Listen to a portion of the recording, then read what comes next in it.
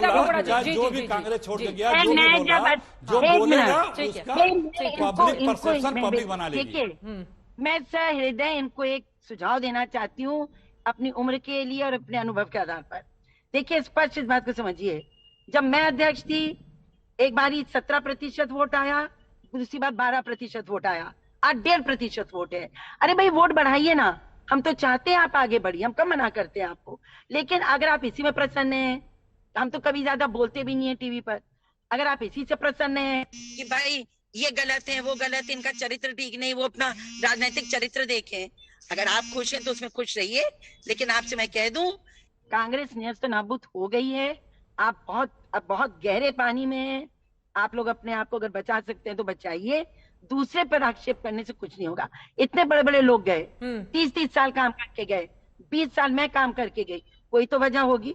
और देखिए, भागे नहीं है, एक साल तक बताते रहे नेतृत्व को ये गलत हो रहा है, ये गलत हो रहा है, ये गलत हो रहा है, पर हम लोग डिसिप्लिन लोग हैं, बाहर नहीं बोलते हैं, जब छोड़ेंगे तो बाहर बोलेंगे। तो क्या ऐसी ही परिस्थिति रीता बहुगुणा जी आपके बेटे के लिए बीजेपी में नहीं बन पाई थी जब मयंक ने भारतीय जनता पार्टी छोड़कर सपा का दामन थाम लिया था? फिर तो बीजेपी के लिए भी ऐसे ही सवाल उठेंगे ना?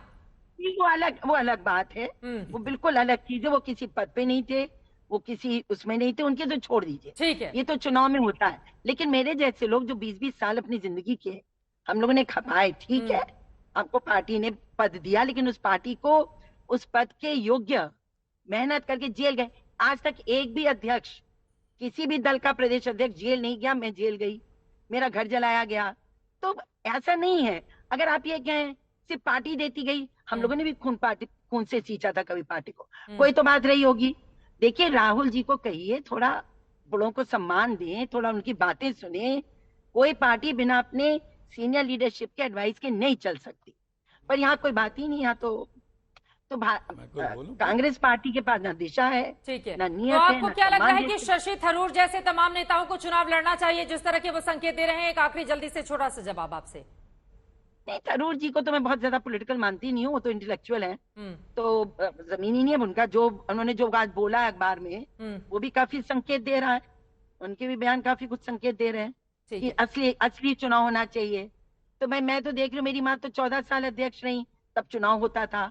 70 के बाद देखिए चुनाव नहीं होता है, वो तय हो जाता है किसको बनना है, वो कागज पे चुनाव हो जाता है। ठीक है, अब देखते हैं कितना सही होता है, देखते हैं। ठीक है, बहुत शुक्रिया आपका रीता बहुगुणा जोशी जी आज तक से जुड़ने के लिए और तमाम अहम मुद्दों पर टिप्पणी करने के लिए। शहजाद, एक जल्दी से आपकी प्रतिक्रिया में ले लेती हूं, उसके बाद अखिलेश जी आपसे एक एक करके सभी का मैं जवाब दूंगी।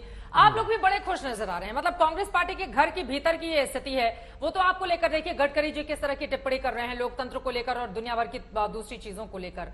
आप लोगों के अंदर ये खुशी क्यों है शहजाद, कांग्रेस के भीतर अगर ये सब कुछ चल रहा है तो? देखिए, एक तो मैं बता दूं कि ये कांग्रेस का कौन बनेगा अग्निवीर नहीं, कांग्रेस का कौन बनेगा परिवार का हीर। यहाँ पे होड़ सिर्फ परिवार के हीर बनने की होती है। इसलिए मैंने तो कहा है आईएनसी को इंडियन नेशनल कांग्रेस नहीं आई नीड कोटरी कहना चाहिए, या एआईसीसी में ऑल इंडिया चमचा कमेटी कहे तो बेहतर होगा, क्योंकि ये चमचों की ही कमेटी बन चुकी है। मैं आपको 2-3 बातें बताता हूँ। पहले तो इन्होंने कहा कि देखिए हमारे यहाँ हर 5 वर्ष में 4 वर्ष में चुनाव होते हैं।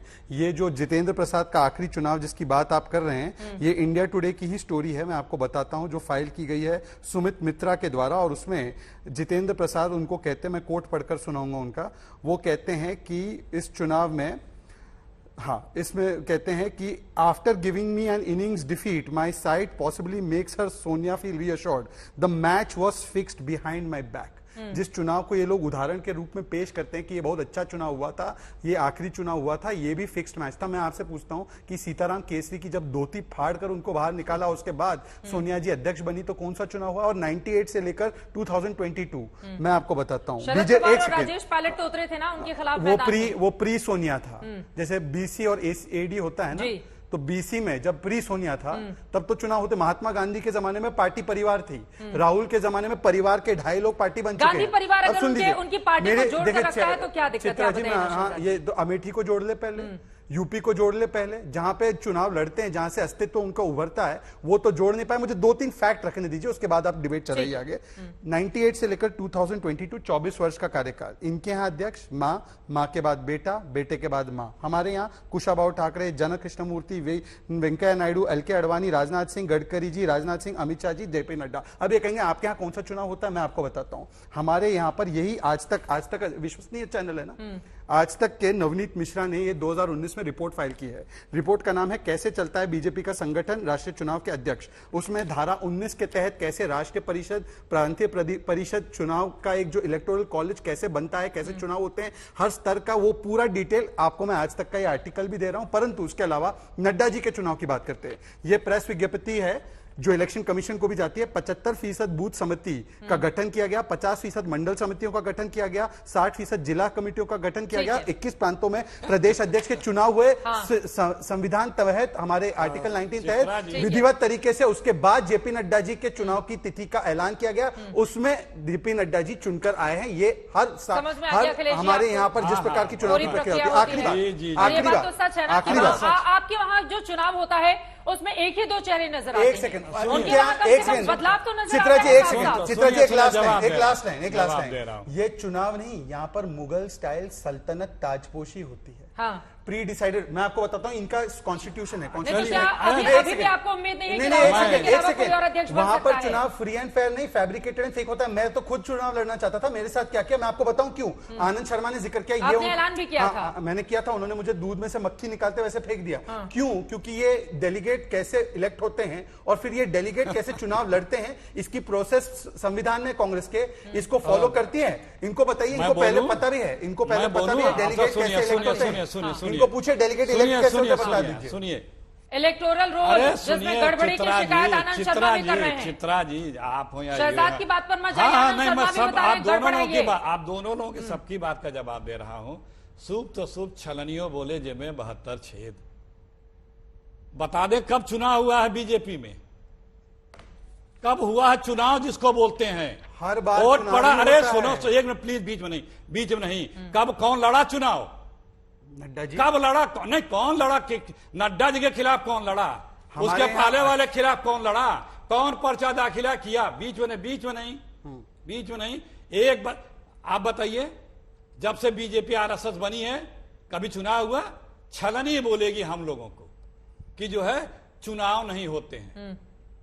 अरे कब नहीं चुनाव हमारे यहाँ हुआ? और सुनिए, जल्दी से सरकार में बैठे हुए हैं, सरकार इस देश को बर्बाद कर रही है, उसकी चिंता नहीं है। कांग्रेस के चुनाव में बीजेपी परेशान है। चित्रा जी, मैं जवाब दूं। चुनाव कांग्रेस चित्रा जी, चित्रा जी, मैं जवाब दूं। कब वोट पड़ा? कभी भी मैं आपको बता रहा हूँ चित्रा जी, कैसे अगर चीखे ही डिबेट करनी है तो मैं चीख कर भी डिबेट कर सकता हूँ। बिल्कुल। 98 से लेकर 2022 तक 7 चुनाव हुए हैं हमारे यहाँ पर, हर स्तर पे, मंडल स्तर पे, बूथ स्तर पे, प्रदेश स्तर पर। अरे भाई अध्यक्ष, अच्छा चित्रा जी, चित्रा जी मैं जवाब दूं, ये बीच में बोलते रहेंगे। मैं चित्रा जी आपको बता रहा हूं कि हमारे यहाँ पर सारे स्तरों पर जब इलेक्टोरल कॉलेज इलेक्ट हुए, हाँ मैं पूछ बता रहा हूँ, फिर आई डेट के आपको नामांकन भरना है। नड्डा जी ने नामांकन भरा, उनके सामने अगर किसी ने नामांकन नहीं भरा, सर्वसम्मति से हुआ, इसका मतलब ये नहीं चुनावी प्रक्रिया नहीं हुई। पर मैं इनसे पूछ रहा हूं, इन्होंने कहा